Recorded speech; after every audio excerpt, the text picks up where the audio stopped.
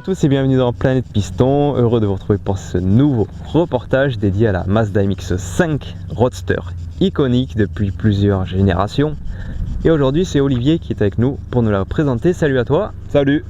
Alors, la MX-5 on la présente plus, ça fait des années qu'elle existe et toujours un franc succès. Aujourd'hui une NC, la tienne. Voilà, une NC version facelift du coup. Donc une auto de 2009 et là on est sur la version entre guillemets de base avec le 1,8 litre 126 chevaux avec donc du coup les sièges en tissu pour pas avoir trop chaud l'été chez nous et la capote donc souple puisqu'elle existe aussi avec un toit rigide et les roues en 16 pouces et les suspensions confort. Donc là on est vraiment dans un mode confort quoi. Alors cette voiture c'est un achat tout récent pour toi? Oui tout à fait, donc du coup ça faisait longtemps que les MX-5 me faisaient de l'œil parce que j'aime bien l'esprit, j'aime bien le concept de l'auto et c'est vrai que je collectionne un peu d'autres autos et celle-là elle vient compléter entre guillemets la collection d'autos puisque du coup elle est un peu moins radicale que les autres, plus basée sur le confort, plus basée sur le road trip coude à la portière quoi, tranquille pour vraiment découvrir la région et puis d'autres régions hein, puisque on peut prendre aisément l'autoroute avec, contrairement à d'autres véhicules comme par exemple une Lotus Elise qui est plus spécifique, plus typé et moins confort. Donc là c'est vrai que j'ai franchi le pas avec l'achat de cette MX-5 dans cette livrée blanc crème qui est relativement rare également, élégante en même temps. Oui, tout à fait. Du coup voilà, c'est tout nouveau puisque ça va faire à peine un mois et demi, 2 mois que je l'ai quoi. Ah oui en effet, donc vraiment la dernière arrivée à la maison. Exactement, la dernière arrivée à la maison mais qui a connu un franc succès par madame parce que du coup elle trouve ça bien confort, même plus confortable que son Audi A1 puisque en termes de suspension c'est carrément mieux suspendu. Et d'ailleurs elle a pris le volant pour faire une montée du Ventoux. On est allé faire un petit coucher de soleil au Ventoux pour tester l'auto et moi j'avais le bras en écharpe, je m'étais blessé et c'est elle qui a conduit et elle s'est régalée quoi, vraiment. Donc c'est vraiment validé par madame, ça validé par madame et vraiment donc du coup abordable par tous et toutes. Alors la MX-5 c'est une voiture qui voit le jour fin 80 début 90 et en fait l'idée c'était de reprendre un petit peu la lancée des roadsters anglais de l'époque avec une voiture qui se voulait relativement légère, simple, efficace et fiable et surtout fiable, ce qui n'était pas le cas vraiment des Anglais. C'est une façon de repopulariser le roadster avec de la fiabilité. Oui c'est ça, donc du coup l'idée c'était vraiment ça, le concepteur avait ce cahier des charges là, donc de retrouver l'esprit d'un roadster anglais mais rajouter quand même la fiabilité des moteurs japonais. Voilà, donc d'où les premières versions, les versions NA. Il faut savoir qu'aujourd'hui on est à la 4e version des MX-5 puisqu'on a la version NA, la version NB, la version NC, celle-là. Et on est à la version ND qui depuis, sauf erreur de ma part, doit être sur les routes depuis 2015-2016. Voilà. Alors du coup, 4 générations, plus d'1 million d'exemplaires vendus, ça en fait le roadster le plus vendu actuellement. Et à chaque nouvelle version qui est sortie, ça a été quasiment un best-seller. Comment on peut expliquer ça selon toi? Tout simplement, je pense que c'est lié justement au fait que ça soit facile à conduire, abordable de tous et quand même le plaisir à la conduite ou au pilotage suivant les versions, il est quand même bien présent rapidement. On n'a pas besoin d'aller relativement vite pour se faire plaisir et toutes ces autos elles ont séduit globalement tout le monde, y compris les retraités. On en voit quand même pas mal sur les routes qui viennent même de loin, des Belges, des Hollandais, etc. à bord de ces MX-5 et parce qu'on a rapidement du plaisir au volant. C'est une auto très équilibrée, c'est-à-dire de par sa conception, on y reviendra peut-être après, je sais pas, mais du coup de par sa conception elle est très équilibrée, très facile à prendre en main, mais quand on la repousse dans ses retranchements, on peut quand même se faire plaisir et savourer les plaisirs de la glisse. Alors je reprends tes mots tout à l'heure, tu parles de pilotage, ça veut dire que c'est pas seulement un roadster, il y a moyen d'avoir beaucoup de fun à son volant, même quand on regarde la conception, on a un moteur plutôt placé vers bien évidemment à l'avant, mais plus vers l'arrière, voilà. en mode longitudinal. C'est ce qu'on veut pour un équilibre parfait. C'est ça. Et éventuellement du fun, éventuellement sur des petits sinueux. Oui, c'est ça. Alors bon, c'est pas une auto de piste, c'est pas une pistarde, qu'on se soit bien clair, mais l'auto, en fait, comme tu le dis, Nicolas, le moteur donc longitudinal avec la boîte qui est juste derrière le moteur. D'ailleurs, quand on actionne le levier de vitesse, on est directement en prise avec la boîte. Donc ça, ben là, il n'y a pas de biellette ou de câble pour envoyer là. Non, on est direct sur la boîte. Direct en prise. Ouais. Voilà. Donc le 4 cylindres qui est reculé au maximum derrière les roues avant. Ensuite la boîte à vitesse donc qui se retrouve bien centrale par rapport à l'auto, l'assise qui est quand même positionnée bien en arrière, on n'est pas sur l'essieu arrière mais pas loin, et le pont arrière, puisqu'il faut rappeler que c'est une propulsion, le pont arrière donc du coup qui vient équilibrer les masses globales de l'auto. Et en fait nous on est relativement curieux avec une bande de potes, on a des balances pour peser les autos, on a eu l'occasion de peser une ND et on s'est retrouvé surpris sur le fait que quasiment on a le même poids sur toutes les roues. Donc, ah oui, donc un équilibre parfait. Ouais, quasiment parfait, vraiment. C'est rare pour une auto, on va dire aussi abordable, une auto presque du quotidien, mais pour trouver dans ces petits prix-là une auto aussi équilibrée, c'est vraiment rare. Donc équilibrée, légère, et puis aussi qui plaît à beaucoup de générations, parce que tu le disais encore tout à l'heure, on voit à son volant des couples de retraités, mais aussi beaucoup de jeunes. Ouais. C'est une voiture qui plaît à énormément de catégories de personnes. Tout à fait, c'est super polyvalent. Il faut savoir aussi qu'il y a des courses qui se font, alors là, avec des autos vraiment, des MX5 qui ont été arsautées et préparées pour la piste. Mais ça existe avec des versions NA, des versions NB qu'on retrouve au milieu de différents championnats.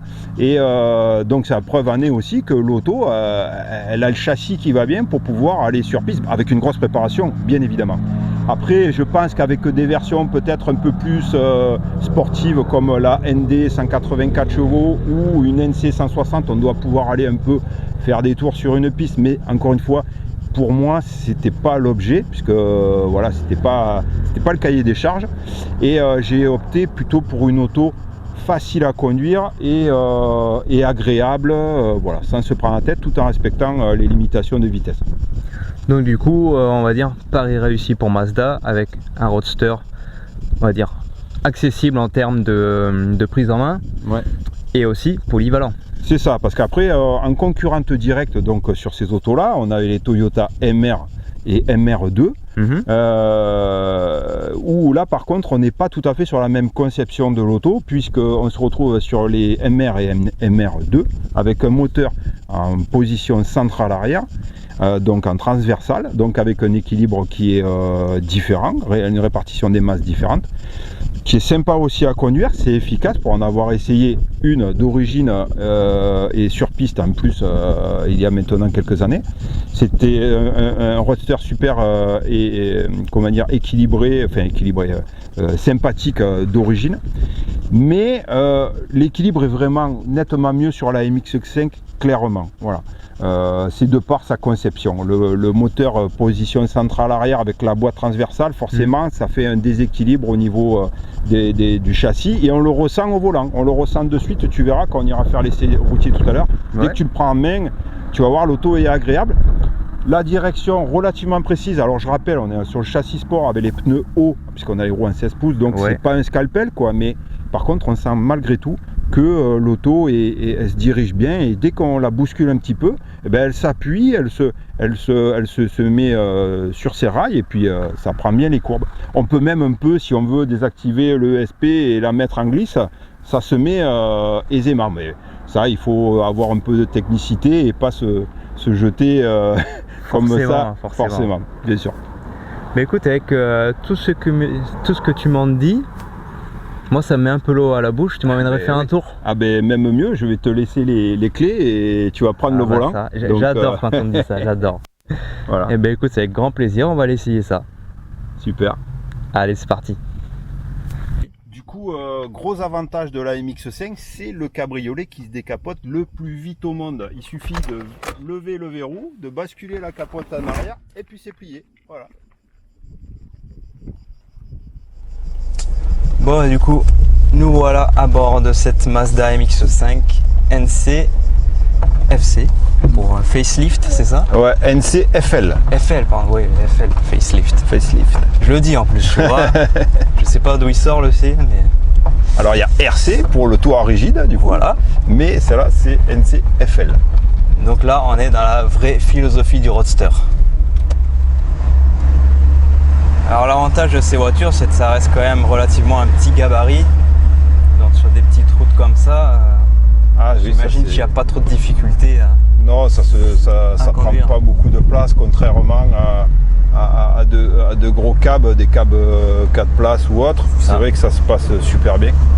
Ça, c'est vraiment l'outil idéal pour aller se balader dans l'arrière-pays niçois ou en Corse ou dans les Cévennes sans aller aussi loin.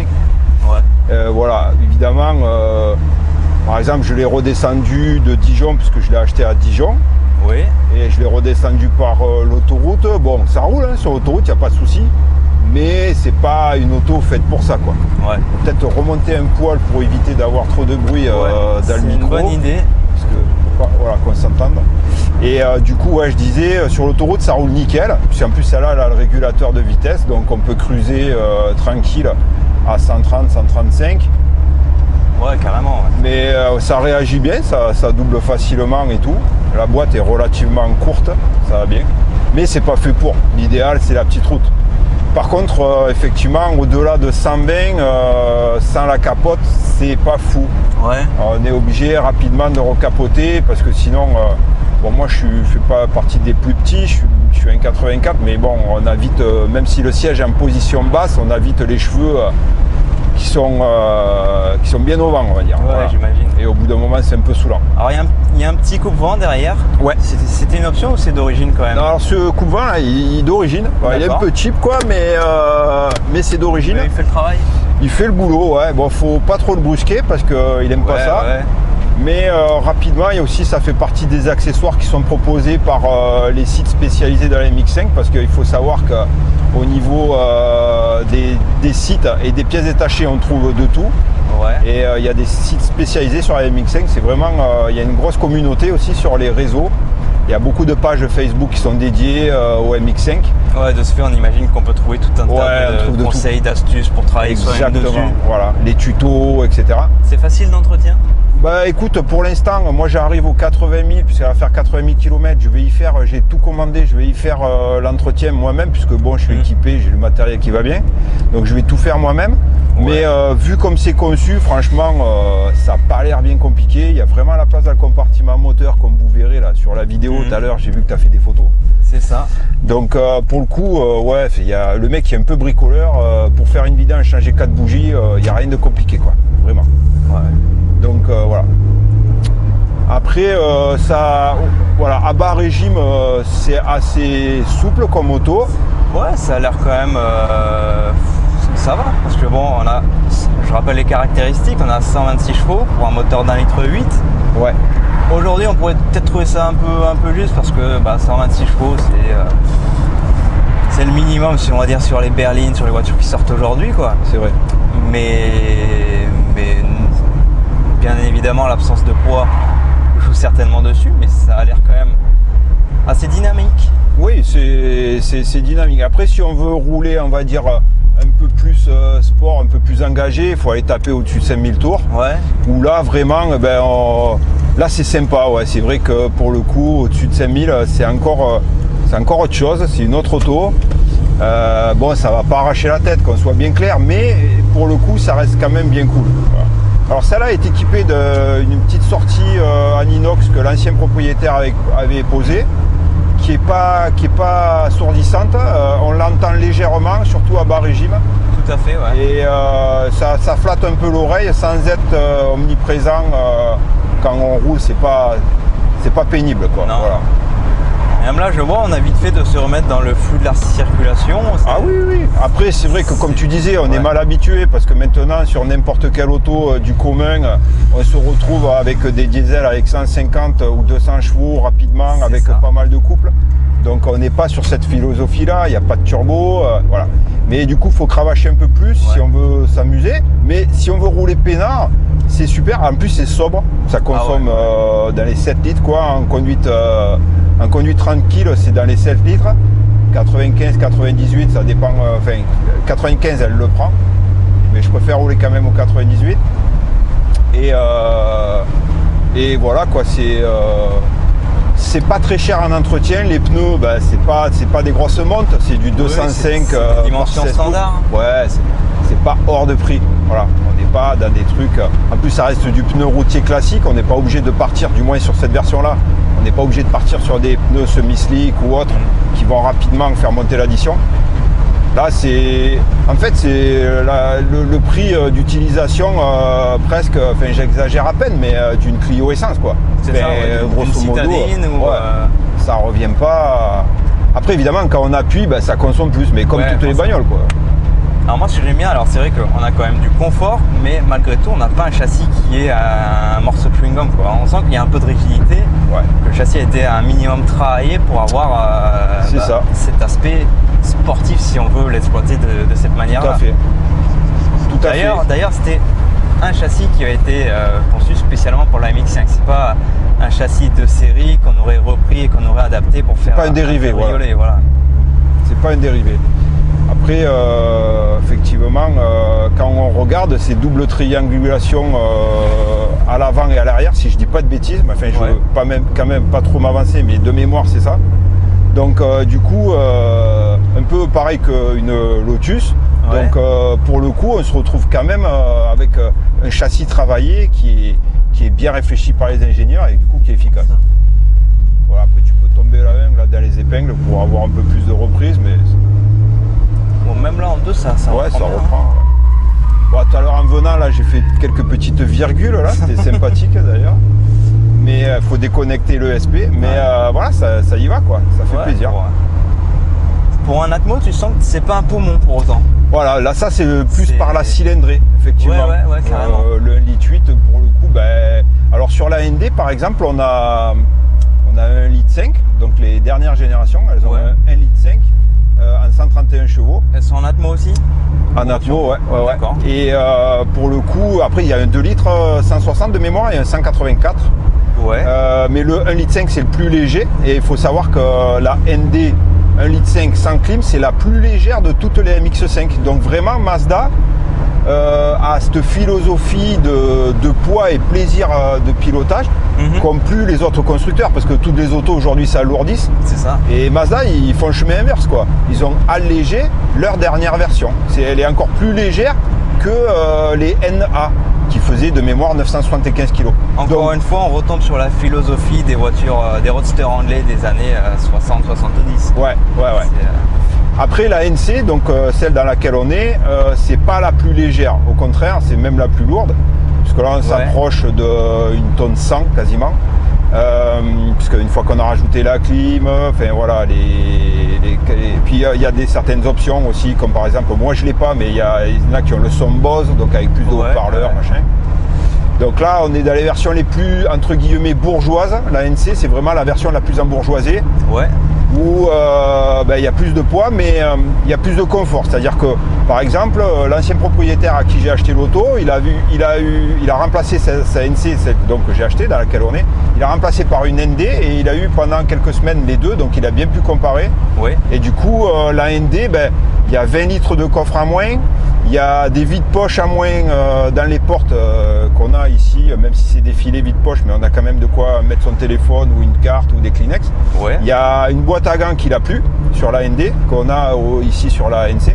Donc en fait, voilà, ils ont gratté du poids, mais ils ont gratté aussi sur le confort. Forcément, hein, on peut pas tout avoir. On pourrait dire en quelque sorte que la NC c'est une des plus embourgeoisées en quelque sorte. Oui. Alors il y a des versions qui sont quand même un peu plus sport. Il y a donc la 160 avec le pack performance, où celle-là, elle a les jantes en 17, les suspensions Bichstein. Toutes les 160 ont le Torsen, c'est-à-dire un petit autobloc, quoi. Et certaines avec la boîte 5 et les packs performance avec la boîte 6. Donc elles sont, malgré le fait qu'elles soient un peu embourgeoisées, il y a quand même une idée de sportivité, et même certaines sont sorties avec des sièges Recaro sur les NC, qui sont d'ailleurs de belles manufactures. Ils sont vraiment très beaux, ils sont splendides, qu'on trouve sur les dernières versions des NC, quoi. Puis puisqu'il faut savoir qu'il y a les NC, NCFL, et après il y a une deuxième version de la NCFL, c'est la NCFL2. Voilà, c'est les dernières versions avant le changement sur la ND. Ok. Alors moi, ce que j'aime bien sur celle-là, c'est que, on le disait tout à l'heure, tu prends vite tes marques, tu es vite à l'aise à son volant, et vite chez toi. Ouais, c'est ça, c'est comme si tu avais toujours conduit en fait. Ouais. Et même la position de conduite, je sais pas, mais t'as vu, c'est ça, c'était bien. Voilà. Et puis pareil, t'as une direction qui est très sympa. Assez lourde, enfin assez oui, consistante voilà. Quand même. Moi, c'est ce que j'aime quand même. Ouais. T'as une direction assistée, mais pas trop marquée. Et du coup, tu sens que t'as quand même quelque chose dans les mains, quoi.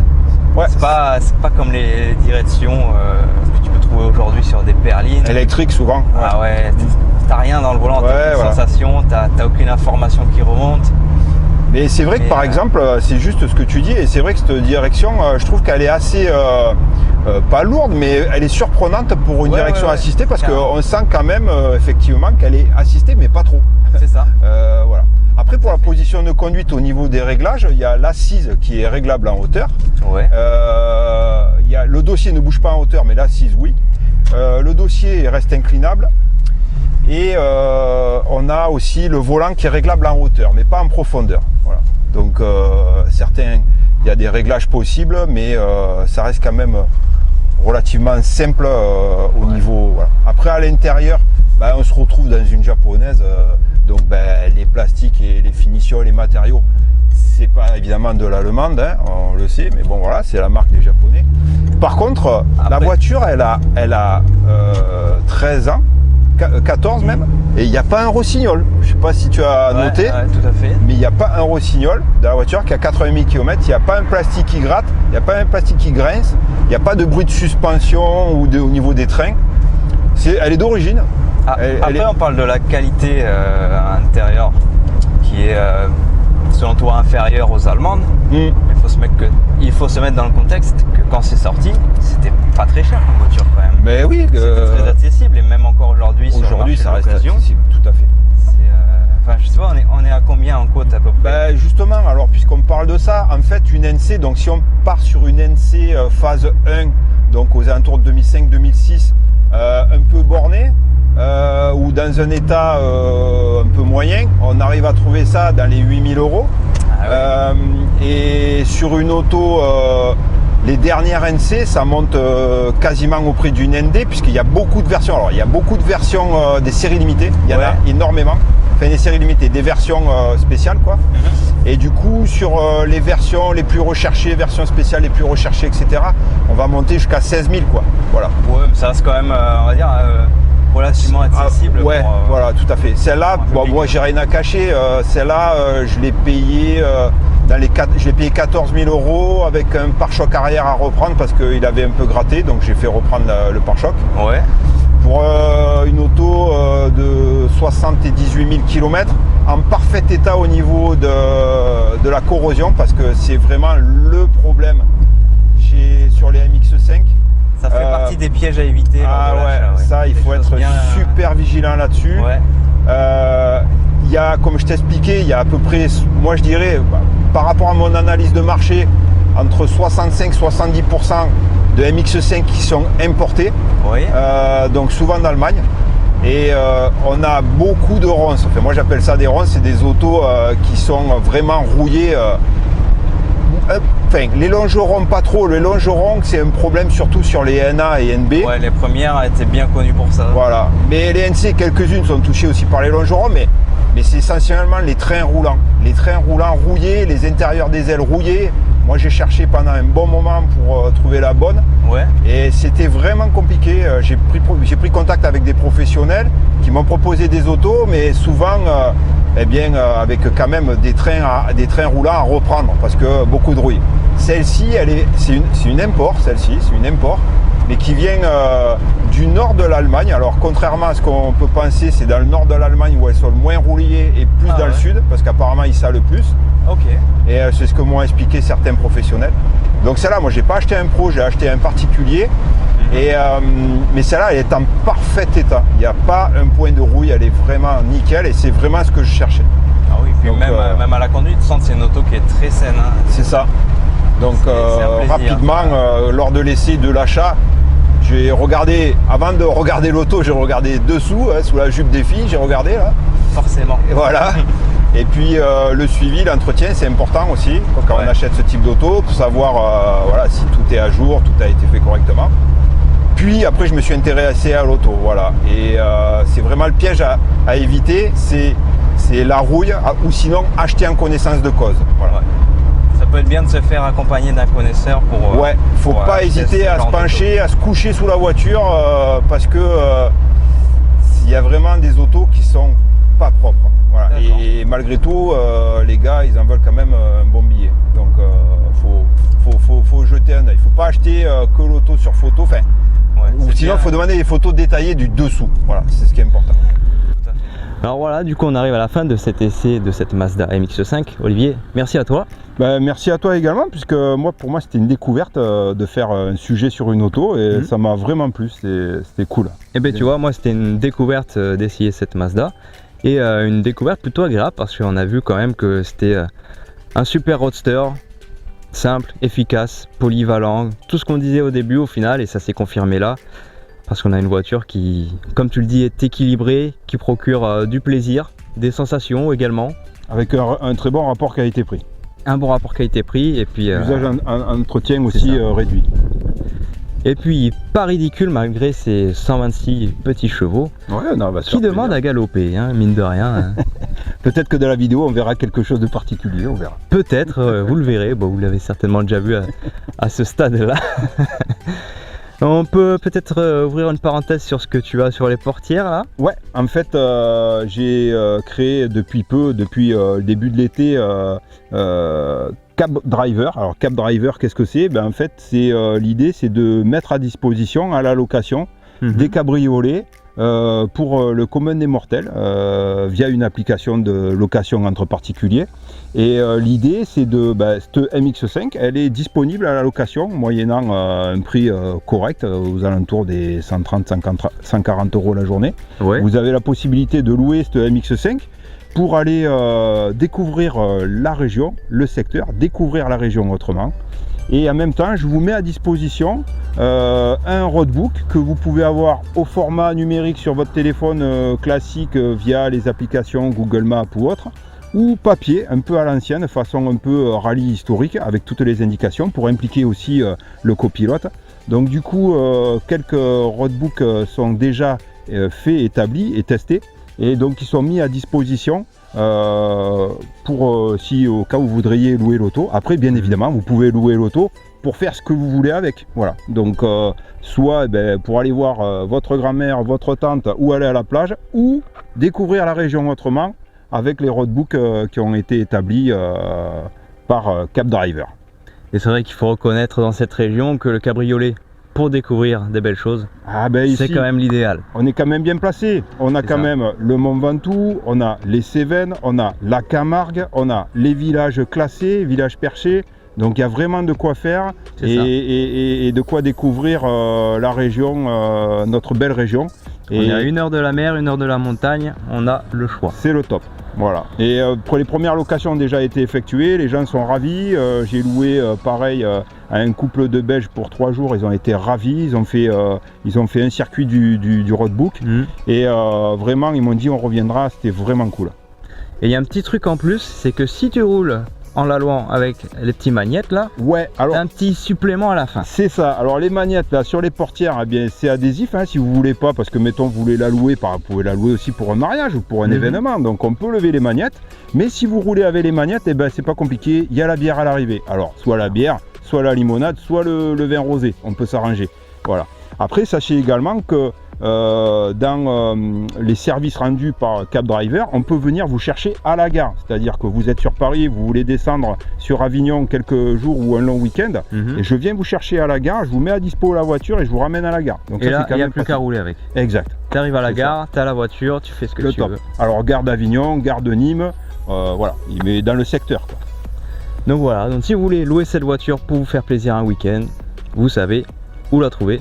Cab Driver. Cab Driver, alors aujourd'hui il n'y a pas de site internet, mais il y a une page Facebook et un compte Instagram, donc n'hésitez pas à aller visiter. Et Cab Driver avec le E, c'est pas un E, c'est un 3 à l'envers. Voilà, c'était manière de se différencier un petit peu. Et le 3 pour le secteur, le 30, voilà. le Gard. Donc toutes les informations sont sur la page Facebook et Instagram. Exactement. Olivier, encore une fois, un grand merci à toi. C'était un vrai plaisir de découvrir cette voiture. Ben, merci, plaisir partagé. Vraiment merci Nico d'avoir pensé à moi pour la présentation de la MX. Voilà, et puis vous aussi, si vous voulez présenter votre voiture dans plein de pistons, n'hésitez pas à me contacter. Les moyens de le faire sont dans la description. Je vous dis à plus pour de prochaines vidéos et d'ici là, portez-vous bien. Ciao. Alors, cet essai? Bah écoute, convaincant. Ouais. Ouais. Du coup, je te laisse rentrer avec la Smart et puis... Pourquoi pas? Et ça se met à l'équerre aussi la Smart faut y aller. Faut y aller? Ouais. Bon, ça se tente alors.